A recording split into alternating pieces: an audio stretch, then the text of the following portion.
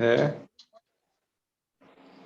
Olá a todos meus queridos amigos e amigas desse canal espetacular, que eu sei que todos ansiosos. Toda semana um convidado diferente, de grande garbo e elegância. Eu falando aqui da longínqua e gélida cidade do Rio de Janeiro, não é isso, Luciano? É isso mesmo. Se queres falar em gélida, eu falo do gélido bairro do Butantã, em São Paulo, onde amanhecemos com 2 graus de sensação térmica. Mas sim, queridos amantes do mundo do Kung Fu, hoje nós temos aqui uma superioridade paulista, pela primeira vez neste programa. E o rapaz que nós temos hoje para convidar é uma pessoa que vai nos falar de muita história, desde os anos 80 até os dias atuais, não é isso, Bruno?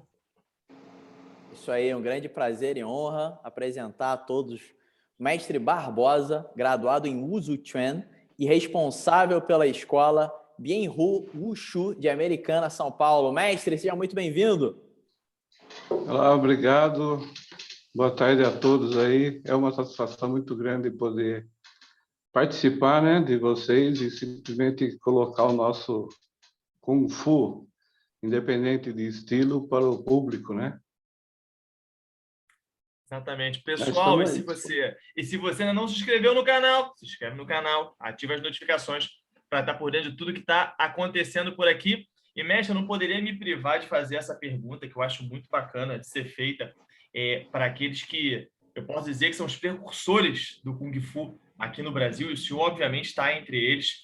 Eu queria que o senhor comentasse a diferença que você sente dos praticantes, né, os alunos em especial, das décadas iniciais, quando o senhor começou a treinar, e como que o senhor enxerga os alunos de hoje em dia? O que o senhor sente de diferença daquela época para hoje?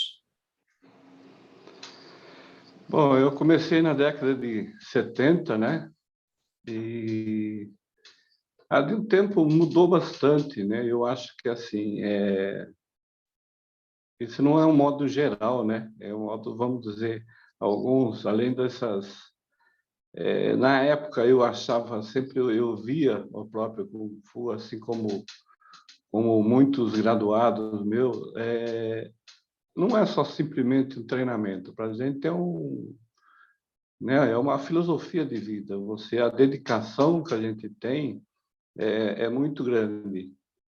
E hoje a gente vê que são poucos em si com essa dedicação grande, né? De horários, de treinamento puxado, principalmente que era na época. Então, hoje, queira ou não queira, nós temos que se enquadrar, se adequar, né, a essas pessoas, porque muito no próprio dia a dia, a correria em si, o estresse que todo mundo tem. Então, muitas vezes buscam ir numa academia simplesmente para aliviar, para ter, né, uma atividade física em si, e não, às vezes, seguir totalmente aquela doutrina, né, aqueles conceitos que nós temos dentro do Kung Fu, principalmente. Vou falar nível Kung Fu, mas é uma coisa geral em artes marciais antigas, que é dentro da disciplina, né, os horários. Então, antes era muito, vamos dizer, pegavam muito no pé, né? A gente mesmo, e assim como o meu mestre lá atrás. Então, era sempre visando uma dedicação, a sua evolução dentro disso. E hoje você percebe que se você for duro um pouco com o aluno, amanhã ele não vem mais, né? Então, por quê? Eles realmente buscam essa atividade, de estar lá junto, como atividade, acha bonito, gosta em si muito da arte marcial, do Kung Fu, mas são poucos que se adequam dentro dos princípios marciais, né? E principalmente dentro do Kung Fu. Mas nós temos que se adaptar. Agora, não simplesmente só passar a mão na cabeça, né? Nós temos que também seguir, porque não podemos deixar o Kung Fu, né, em si, ou outra arte marcial, simplesmente vamos dizer, eu vou lá, vamos se adequar. Pode falar, mestre, porque eu dei um pause aqui, porque o senhor tinha ficado mudo. Pode continuar, por favor. Tá ok. Então, eu acho que é isso. Mas para a gente mesmo, como eu disse, há muitos alunos que são mais antigos e que gostam disso, né? Gostam dentro da filosofia, a disciplina, o respeito, que é uma coisa importante, que nós não podemos, eu acho que abrir mão disso daí, né? Mas vamos se adequando a certas situações, mas nunca perdendo os valores, né? Que é dentro da arte marcial e principalmente do Kung Fu. E, mestre, tem algo curioso sobre a sua trajetória marcial, que estamos em ano olímpico, estamos no ano da Olimpíada, né? E Sim. você está no mesmo panteão, olha só que palavra bonita, no mesmo panteão de Oscar Schmidt e Usain Bolt, porque me consta aqui que participou 6 vezes consecutivas de mundiais. Como é que é essa história assim, de ser um hexa em competições? Na verdade, eu sou, por enquanto, né? Ainda vamos dizer que é um recorde a ser quebrado, mas eu sou o único do Brasil que foi 6 vezes, né, para a China consecutiva, participei de 6 mundiais e foi realmente assim um sonho, né? Eu acho que assim todo artista marcial, acho que um dos sonhos é conhecer a China, né? Para conhecer os locais, conhecer algumas coisas de tradição que a gente só vê em filmes, TVs e assim por diante. E eu fui o primeiro, vou falar eu, né? Mas eu costumo falar sempre nós, né? Porque é sempre várias pessoas, então não se agradecer nisso daí. Mas foi a primeira equipe de Kung Fu tradicional que a Confederação Brasileira formou na época, que foi em 2008, né? Formou, quer dizer, a convocação se deu em 2007, né? No final de 2007, e aí nós começamos o treino em 2008 para participar desse mundial, que era final de novembro de 2008. E eu sou assim, eu sou dedicado, né, nisso daí. E eu acho que assim, os treinos, tudo que você vai, não interessa o tempo que você tem de treino, eu acho que tem que ter uma dedicação extra em cima daquele propósito e pelo que você vai fazer.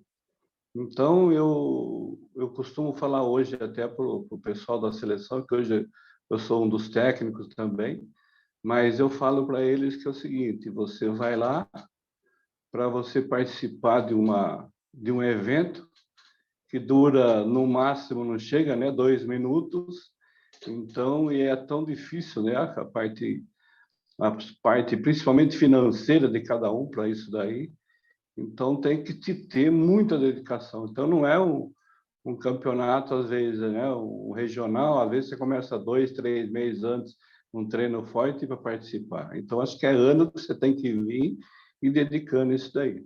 E eu tive a felicidade de ir a primeira vez, em 2008. Eu lembro até que teve uma TV local que veio fazer uma entrevista, né? E eles perguntaram para mim, né, como é que estava sentindo, quer dizer, é o que eu falei para vocês agora, falei, é um sonho que eu estou realizando, né? E aí eles perguntavam, e aí, tem chance de medalha, né? Quer dizer, a gente nem conseguia saber a grandeza, o nível dos campeonatos. Eu falei, olha, pretensão minha falar em medalhas. Eu acho que se eu ganhar um certificado, porque falaram que ganhava, né? Se eu ganhar um certificado de participação, eu estou muito feliz, né, de ter participado nisso aí, porque é um grande evento, é fantástico aquilo lá. E normalmente são 2 campeonatos, tipo na mesma província ou mesma cidade. E eu tive a felicidade em 2008 e 2010, foi no mesmo local e foi perto da montanha de Wudan. Então, e uma não, né? É que seriam, vamos dizer, sempre tem alguma coisa do evento, ou uma abertura, ou um passeio grande, né? E o passeio era conhecer a Ivúdan, a montanha de Ivúdan lá em cima. E é divino, é fantástico. Vale a pena, né, a gente ir lá nesses lugares aí que é show de bola. E aí eu consegui, na época, em 2008, consegui 2 medalhas. A gente participa de 2 modalidades, né? Você não pode participar de 3. E eu consegui a segunda, fui vice-campeão na corrente dupla, e terceiro lugar em mãos. Isso em 2008. Aí, em 2010, no mesmo lugar, eu fiquei campeão mundial na corrente e fiquei terceiro em mãos. Daí nós tivemos o campeonato em 2012 e sempre corria nos anos pares. Tinha um campeonato paralelo, que é um internacional grande, né? Que eles chamavam também como se fosse um mundial, porque eram muitos países que vinham, que é o campeonato em Shenzhou. Então, eles faziam, que é do Templo Shaolin, né? A organização, as coisas ali, tudo pelo Templo Shaolin. E aí eu fiquei sabendo nisso, eu peguei, reuni algum pessoal que falaram que também estava querendo ir, aí nós fomos tipo uma equipe da seleção brasileira, mas fomos em acho que umas 10 pessoas, 8 ou 10 pessoas. E nesse ano lá eu consegui também um segundo na corrente, terceiro em mãos, e foi uma outra coisa que, vamos dizer, era longe, né, de ser um sonho, né? Nós conheci lá um mestre da Bolívia, e ele era um representante do Shaolin do Norte, que era do Templo de Shaolin. E aí nós falamos para ele, né? Perguntamos se ele teria alguma possibilidade de treinar alguma coisa lá, porque ele estava levando os alunos dele para depois do campeonato ficarem lá alguns dias treinando. E aí ele falou com o mestre dele lá e nós treinamos 3 dias no Templo de Shaolin. Então foi assim, foi muito, muito gratificante para a gente, né? Principalmente estar num local que a gente só via em filmes, quer dizer, visitar lá, né? Também foi assim, uma coisa que ninguém acreditava. Chegando no templo, tinha uma avenida mais ou menos 3, 4 quilômetros, com pessoas lado a lado fazendo apresentação. Era milhares e milhares de pessoas, era uma coisa assim monstruosa, sabe? Era muito grande. E principalmente o que a gente fica muito admirado nisso daí é a importância que eles dão para o Kung Fu lá, sabe? É uma coisa que você via a rua policial fechando a avenida só para passar o comboio de ônibus, né? Que era do pessoal que vinha para o campeonato, que nessa hora estava indo lá para fazer a visita no templo. Então, eles param o trânsito, eles param para os outros passarem, né? A gente está nos campeonatos, principalmente as colocações, o que a gente conseguia, tanto no Mundial como no Templo, nesse campeonato, né, em Shenzhou, que era organizado pelo Templo. E depois eu tive a felicidade, em 2014, fui no campeonato no Templo também, e depois de lá fui para o Mundial. E é assim, eles valorizam muito. Você sai, que nem a colocação, que eu fiquei campeão no Templo em 2014, fiquei campeão em mãos e fiquei segundo segundo em corrente. E eles são... Você sai ali do campeonato, da área, eles vêm pegar autógrafo de você, criança, o pessoal tirar foto. Então, é uma coisa assim incrível. Você não... A primeira vez que nós fomos, chegamos no hotel, esse hotel tinha sido inaugurado para esse evento. E tinha muito policial, rua fechada, uma parte. Então, nós estávamos achando, todo mundo achava que ia ter alguma outra reunião, algumas coisas, políticos, sei lá, né? E, na verdade, não. Aí, depois ficamos sabendo que era tudo por causa do evento. eram tudo esse policiamento, porque é um local que se reúne muitos países, né? Pra você ter ideia, na época de 2008, tinha quase 800 atletas. 2008. 2010 já tinha 1.200. Bom, no final, então é uma coisa que cresce, né? Cresceu muito dentro disso daí, a competitividade também. Então, ou seja, todo mundo se preparava bastante para poder, né, conseguir alguma coisa, e é um evento fantástico. Então, desde a preparação, desde você tem ônibus que o pessoal te leva você nesse nível campeonato de volta, eles dão assim um apoio fantástico. Foi muito gratificante e eu principalmente poder participar, né, desses 6 eventos aí, mesmo com as dificuldades que eu tenho, né? Eu tenho hoje atualmente 7 cirurgias de joelho. Na época que eu competi, vamos dizer, o último 2019, eu estava com 6 cirurgias. Então tinha as dificuldades, era muito complexo, mas é muito gostoso você participar, né, disso daí. Eu gostava de campeonato, de estar junto com o pessoal, de ter uma coisa a mais para você dedicar, né, que era você sempre melhorar. Eu acho que sempre tem um pouco a ser melhorado. Então foi muito bom. Mas depois, 2019, eu parei agora a competir, não vou competir mais. Tá bom. Realizei mais do que meus sonhos, né? E eu tive também uma outra coisa que foi um acontecimento nesses campeonatos, que em 2017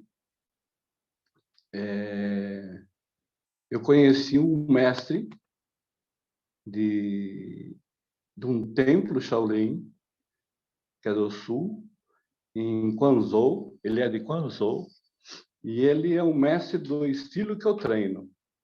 Então foi uma coisa fantástica, né? Depois de conversando com ele, me apresentei tudo, ele convidou eu para treinar no templo no próxima vez que eu viesse, ou se quisesse vir algum dia só para treinar, né? Só que a gente não é como uma cidade pertinho aqui, né? Que você dá para ir sempre, vamos dizer, né? Mas agora, nesse que eu fui em 2019, depois quando terminou o campeonato, eu fui para Quanzhou, aí eu fiquei 15 dias lá treinando no Astilha. Então foi fantástico, foi muito bom, gratificante demais. E é isso aí, histórias tem bastante, né? De visita, de pessoal, da gente. Depois, 2011, aí eu fui chamado para ser, eu e mais um outro amigo meu que a gente participava em 2008, para ser assistente do técnico. Na época era chamado um técnico e nós éramos os assistentes, onde a gente ajudava pela experiência e pelo que a gente passou, né? Já 2 campeonatos. Então, eles queriam que a gente ajudasse o pessoal, além de ajudar nos treinos, porque a gente sabia mais, vamos dizer, algumas coisas que eles mais valorizavam, né? Dentro da sua performance, vamos dizer, nos campeonatos, o que teria que ter mais ênfase em si, né? De ter as posturas, de você ter a marcação, você ter, né, a transição de movimento ser um pouco mais rápida. Então, a gente ajudava bastante nessa parte aí, preparar o pessoal para poder realizar o sonho deles, né? De todo mundo que é ir na China, ainda mais competir, né? Então, foi muito gratificante, né? Ajudar o pessoal disso daí. Então, eu sempre falava que acho que eu parar em si de competir, né? É lógico que a gente sente, mas sinto bem menos, né? Porque eu vou estar ali junto para tentar realizar um sonho do pessoal que pode participar lá. Muito bom, mestre. Incrível. E, mestre, o senhor teve essa oportunidade muito bacana de treinar no Templo Shaolin de Guangzhou. E fala um pouquinho do seu estilo, do Uso Chuan, né? Punho dos 5 ancestrais. Conta um pouquinho das características, né? Um pouco da história. O nosso estilo é muito, que é o Usupan, né? Que já diz, ele tem, vamos dizer, o estilo nosso Usupan, ele é o que é mais conhecido nesse nome, vamos dizer, na China, né? Nas províncias, principalmente de Singapura, na região sudeste, lá em Fujian, né? Então, ele é conhecido bastante com essa parte que seria o Zuquan, no qual quer dizer a técnica do punho dos 5 ancestrais. Algumas coisas sempre que o pessoal comenta muito hoje e se diz bastante que foi a fusão, né, desses monges da época do templo e que treinavam, vamos dizer, alguns estilos em si separados, e aonde que eles foram, a fusão dele se deu o nosso estilo, que é o Zucan. Então ele tem, vamos dizer, os 5 ancestrais, ele tem um deles que se chama dos 5 ancestrais, que seria o Damo, né, que é o Bodhidharma, e seriam mais as técnicas de meditação, respiração, né, que é utilizado muito na parte do desenvolvimento do Qi, né, do Qi. E tem também a outra que seria o Lohan, né, que é o novo Buda. Então esse era, na época, eles falavam que era muito, são movimentos, vamos dizer, mais corporais, né, dinâmicos. E tem o Taitsu, que é chamado como grande ancestral. Então, esse era um que era uma arte marcial do primeiro imperador da dinastia Sung, e ele era muito potente, né? Muito as técnicas deles, ele pegava muito poder de precisão, muita parte de postura e principalmente de ataque. Então, era uma técnica, né, muito famosa na China. E a outra que seria o Baihan, que era o chamado, como é que era? A garça, né? A garça branca graciosa, que chamava, né? Então, seria um dos grandes ancestrais. E o Xin Xie, que era do macaco, né? Que era baseado mais nos pulos, a mãos relaxada, bloqueio, golpes. Então, ele tem bastante essas técnicas em si, aonde que se foi agrupado. Então, tem muitos que falam, vamos dizer, na época antiga do templo Shaolin, né? Eles se perderam, vamos dizer, um pouco, esses mestres, e depois voltaram a se juntar, porque na época até a própria rebelião, os problemas que tinha interno dentro da China, então deu essa separação e alguns davam aula, outros trabalhavam com outras coisas em si, e essa depois acabaram conseguindo reunir eles, né? E a junção desse daí se deu a técnica que é chamada dos 5 ancestrais, que é o Zuquan, principalmente na China, né? Então tem Hu Chao Chuan, Zuquan, né? E hoje a gente usa mais, predominante mais, que vamos dizer, na técnica do mandarim mesmo, que seria o Zuquan. Então, praticamente é isso daí. Muito bom, mestre. Pessoal, recebendo aqui hoje mestre Barbosa, e se você ainda não se inscreveu no canal, se inscreve no canal, ativa as notificações para estar por dentro de tudo que está acontecendo por aqui. E como sempre, eu gosto de perguntar sobre as experiências, mestre, né? Então, geralmente no Kung Fu, nós temos a tríade de ensinar, treinar e competir, né? Geralmente a gente roda nisso. Você participa dos 3. E também, por que não, como dirigente, né, atuando junto com os atletas e tudo mais. Qual desses, se você puder fazer uma hierarquia, qual que é o mais legal e qual que é o mais chato?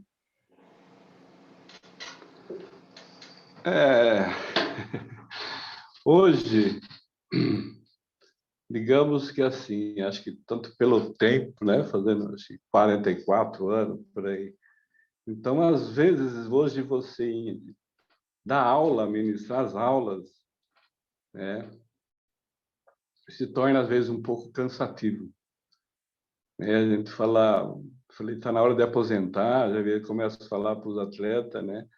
Mas, na verdade, é assim, só que não é um dar aula em si geral. Eu acho que seriam até para os mais novos, às vezes, que a gente sente um pouco isso. Isso também porque, assim, hoje o meu trabalho, eu trabalho com a parte de informática. Então, o Kung Fu, para mim, sempre foi praticamente um hobby. Então, o tempo que às vezes eu tenho, até aqui no trabalho, minha casa, eu treino, às vezes paro um pouco, vou relaxar, ou treino um pouco, ou tai chi, ou alguma outra coisa, né? Mas vamos ver, se numerar, eu acho que primeira, acho que foi eu acho que seria a competição a primeira em si, tá? Isso sem, bom, vamos deixar de lado as dificuldades, né? Vamos deixar de lado as limitações, joelhos, etc., mas seria a competição. Mas mesmo assim, pela canseira em si, eu acho que dar aula, né, transmitir o que a gente sabe, principalmente para, né, hoje, por isso que eu falo às vezes, não tanto os novos, mas o pessoal já mais velho, porque tem tanta coisa para passar e eu sou tipo que não adianta ficar só para mim. Eu acho que é importante estar passando esse conhecimento, porque, infelizmente, a nossa cabeça, daqui a pouco, tem coisa que você acaba esquecendo, vai se perdendo, e não podemos deixar isso, né? Além de perder, não é só o perder, além das coisas novas que a gente tem hoje. Como eu tinha falado que eu fui treinar no templo, então, sempre, às vezes, nós estamos tendo contato, estamos mandando coisas novas, né, que já mandaram bastante, então, eu tenho que estar treinando sempre. Isso daí é bom para passar para o pessoal. Vamos por em terceiro, seria, eu acho, tá hoje em posição na seleção brasileira, né, como técnico, é uma das coisas que, se for analisar hoje, seria uma das primeiras, né? Porque a competir você tem os limites, mas vamos dizer, a competição é muito gostoso. Eu acho que assim, que não eu tinha falado já antes, não é só a questão de você ir lá brigar uma medalha, alguma coisa, não. É que a sua dedicação, a sua maneira do próprio dia a dia, de você treinar, você ter uma inspiração, um porquê de você participar, isso daí faz a gente, né, dedicar mais naquilo ali. Você vai mais cedo para a academia só para treinar aquilo, então se prepara desde a alimentação, preparo físico, então é muito gratificante isso daí.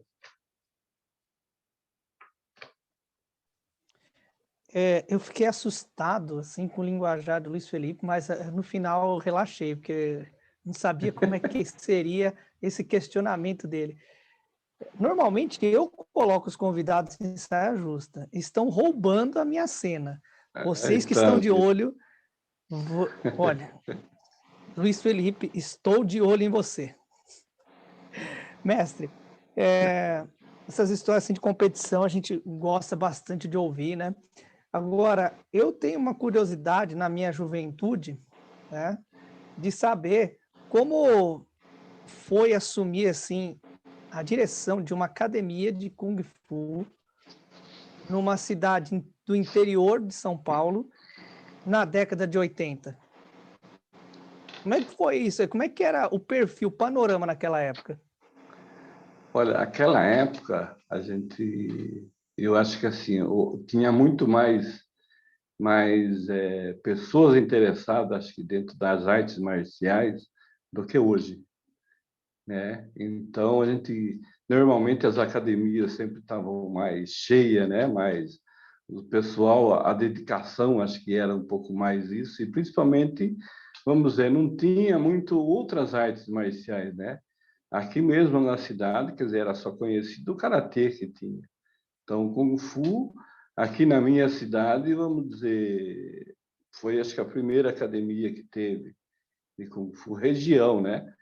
Porque hoje nós ainda temos, né, alunos que são de cidades vizinhas que vêm aqui ainda treinar. Então, cidades pequenas, por exemplo, que chegou a ter depois do Kung Fu, mas mesmo assim o pessoal vinha porque era assim muito conhecida. Por isso que eu tinha falado aquela hora referente à própria dedicação. Por quê? Na época, mesmo tendo, vamos dizer, os treinos sendo muito mais puxados, eu falo para o pessoal que hoje a gente não puxa nem 50% que eram os treinos antigamente, né? Porque se você apertar, espana, como se diz o outro, porque não para. Então, naquela época, não. Naquela época, você tinha dedicação. Esses dias, eu contando um caso pessoal que era um treino só de graduados, na época de 79, 78, por aí, que era em Campinas. Foi onde eu comecei a treinar. E era o mestre Gregório, Greg Tan, né, que é o responsável pela vinda do nosso estilo, né, e a academia Bien-Ru. E na época, sei lá, mais de 20 alunos treinando, por exemplo, e eu precisei parar porque eu não conseguia respirar direito, né, e forçar de tanto o exercício puxado. E só que eu parei, respirei, olhei todo mundo treinando, eu falei, pô, eu vou ficar parado, né? Então respirei mais forte, entrei e continuei treinando. Então, só que assim, hoje, bem menos, a pessoa já tá, vamos dizer, não está aguentando ou precisa realmente parar. Então, quer dizer, nós temos que se adequar também a eles. Mas, na época, era muito procurado a academia, por causa do Kung Fu, quer dizer, Bruce Lee faleceu em 73, né? Então, o tipo de artes marciais, o Kung Fu, que foi David Carradine, né, que trouxe o Kung Fu, vamos dizer, a nível de conhecimento para o Ocidente. Depois teve o Bruce Lee, e assim teve os outros filmes, né, que o pessoal via e é o que bastante divulgou, né, a arte marcial, que é o Kung Fu. Mas tivemos, sim, sabe, as épocas de dificuldade, né, financeira, como a maioria hoje, essas mudanças que todo tem, quer dizer, hoje também temos, mas na época também tivemos alguns problemas, mas a busca era muito mais. Então, até quando veio a academia para a Americana, que o responsável na época foi um professor meu, que chama Jorge Nakazawa. Então, nós começávamos a fazer pesquisa, né? Oh, se vier Kung Fu para cá, você treina? Treino. Anotava o nome para depois avisar. Então, que antes fazer essa tipo pesquisa boca a boca para o pessoal, para a gente abrir a academia, né? Conseguimos abrir aí em 80, foi, e começar aqui em Americana. Daí ele ficou um tempo, aí foi em 87 eu acabei assumindo, porque aí ele parou, né? Foi para o Japão, resolveu trabalhar e eu já era professor na época, e aí o que eu assumi. Mas mesmo assim, não sendo em tempo integral, né, que é bem mais difícil, nós tínhamos bastante alunos e eu acho que tudo é época, né? A gente falar dentro da própria dedicação, o pessoal procurar, então a maioria em si gostavam dentro da disciplina em si, que era do Kung Fu, né? Que a gente falava sempre que, na verdade, como eu disse já antes, aí, é uma filosofia de vida, né? É uma maneira de você de ter essa dedicação e você levar para casa, para ser usado em si e você melhorar.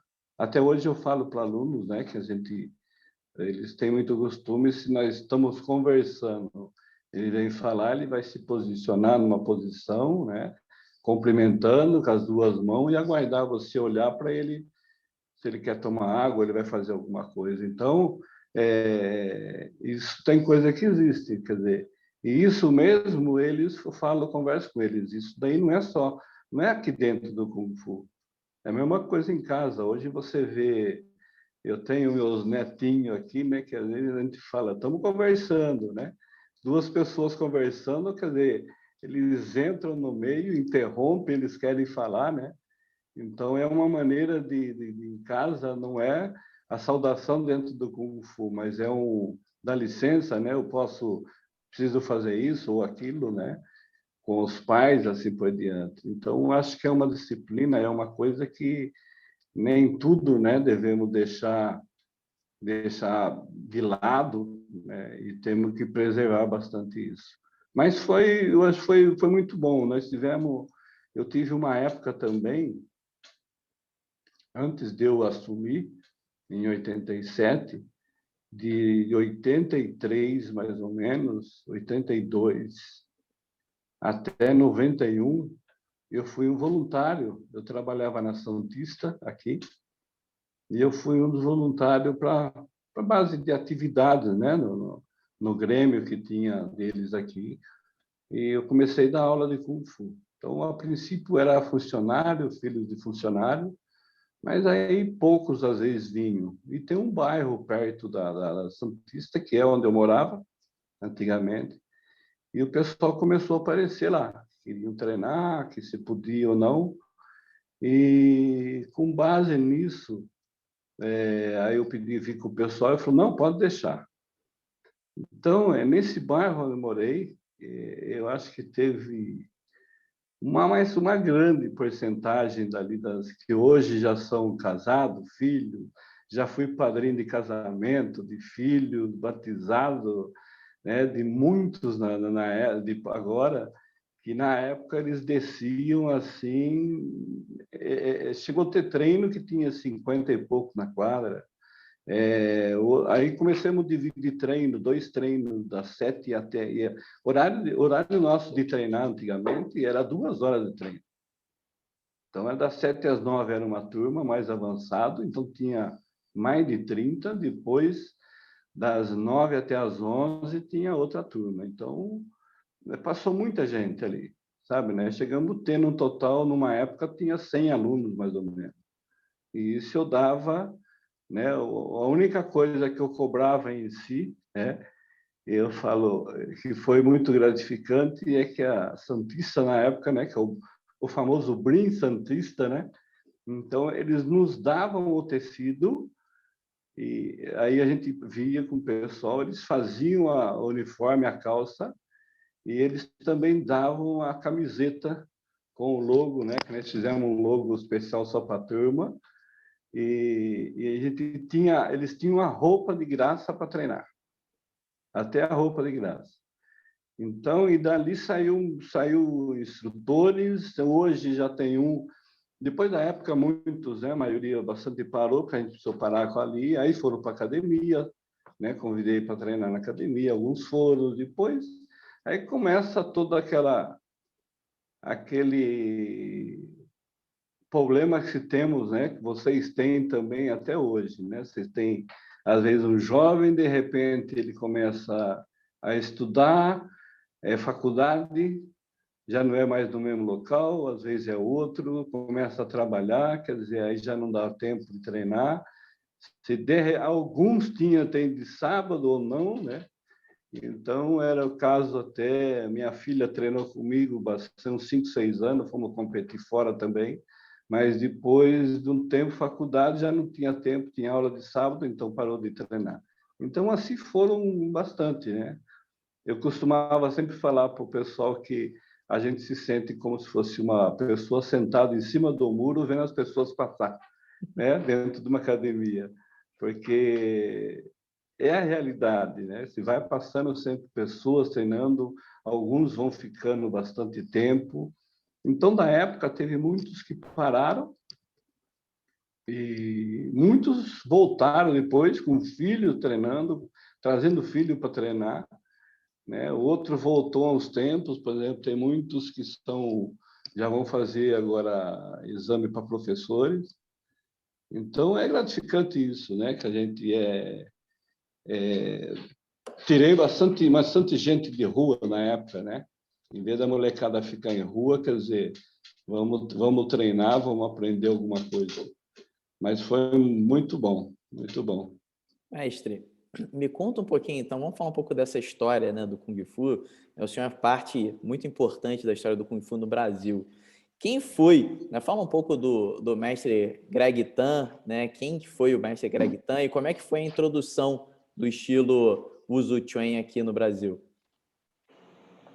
O Greg Tan, ele veio por volta de 71, 72, acho que tem quase por aí que ele veio para o Brasil.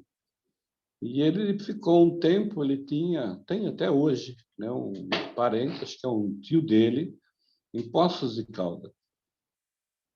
E aí ele abriu a primeira academia em Poços de Caldas, que é o professor Tuiz, né? A gente chama ele de mestre Tuiz, ele fica bravo. Esse é o Tuiz, o professor mestre Tuiz, que ele é hoje, né? O Greg Tan depois voltou, hoje ele está para os Estados Unidos, é um empresário lá.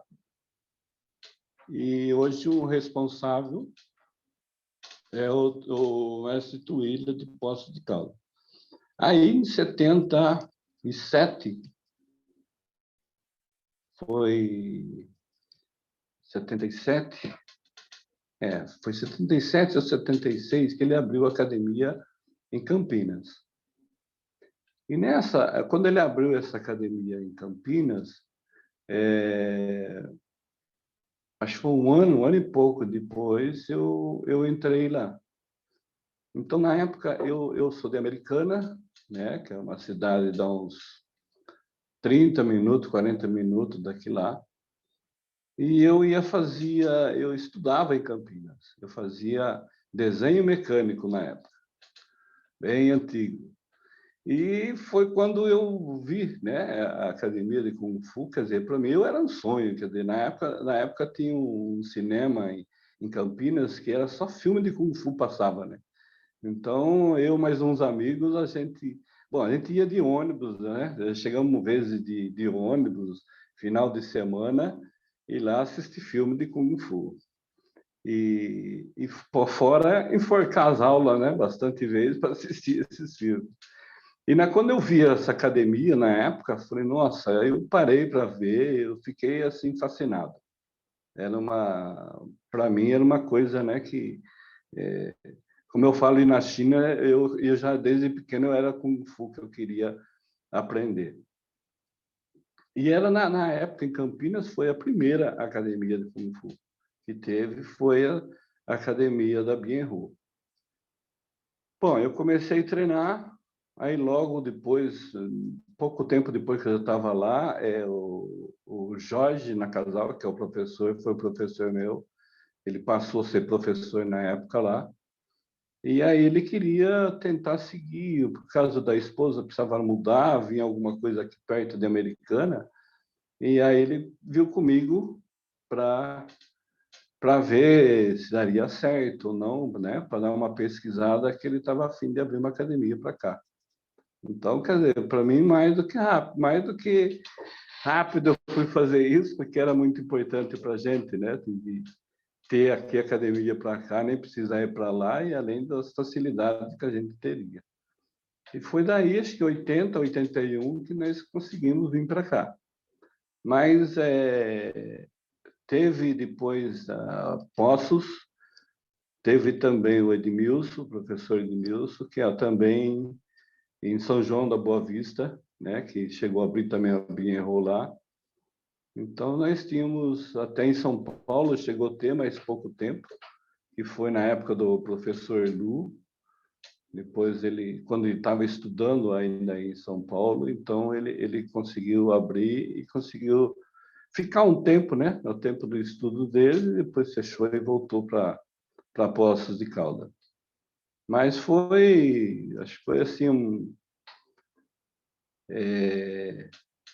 na época, né? As artes marciais era, como eu tinha falado, era muito mais difícil, né? Para gente treinar, mas era um orgulho muito grande você estar participando de uma equipe, principalmente na época, e sempre foi, né? Nossa academia de nome, né? Dentro disso era pela dedicação, pelo esforço que cada um tinha, e era muito conhecida a Bienru. Mas foi muito bom. A época do Gregório, que teve aqui, até quando viemos para Americana, ele também teve aqui junto com a gente. Mas aí ele resolveu, aí já começa, ele casou, tinha os filhos, né, o Gregório, e aí ele resolveu voltar para os Estados Unidos. E está até hoje lá. Pessoal, recebendo aqui hoje o Mestre Barbosa, e se você ainda não se inscreveu no canal, se inscreve no canal, ativa as notificações para estar por dentro de tudo que está acontecendo por aqui. E vejo o horário e vejo que já é quase noite. Chifo Bruno, como estamos no horário? Infelizmente, né? Já temos que encerrar. Então, iniciando as despedidas, queria agradecer imensamente ao Mestre Barbosa pela colaboração ao mundo do Kung Fu. Queria agradecer você que está aí sentado na sua casa, comendo pipoca caramelada, talvez com leite moça, talvez polvilhada com açúcar. Cuidado com a diabetes. Obrigado pela audiência, não é isso, Lu? O Ministério da Saúde Felipao avisa. Cuidado com o diabetes, cuidado com o sedentarismo, porque o pânceps está crescendo. Estamos de olho em você. Muito obrigado, mestre, pelas histórias, pelo tempo, né? A gente nem vê passar a hora. 1 minuto, por favor. Realmente, é quase hora. Fui olhar na minha janela, é quase noite. Eu Não é isso, Bruno? agradeço. Mestre, muito obrigado aí pela sua participação, por atender o nosso convite e também por nos inspirar aí a, quem sabe, voltar às competições, né? Assim que essa pandemia maluca. Vocês são jovens aí, ó, tem tudo aí para poder participar e quem sabe tá aí junto aí nas seleções aí, ó, e a gente se vê de novo aí. Agradeço muito a vocês todos aí, todos os chifus aí, pela oportunidade aí que deram da gente colocar um pouco, né, da vida, acho que bastante da minha vida, né, em si, dentro das artes marciais. E quem sabe, né, incentivar o pessoal a procurar bastante essa arte, porque com certeza vale muito a pena. Beleza, mestre? A foto final, mestre. Val, faz uma pose aí, um sorrisão, abre o sorriso. Ok. Obrigado, mestre. Um abraço, até a próxima. Valeu, pessoal. Tchau, pessoal. Tchau, tchau. Abraço para vocês.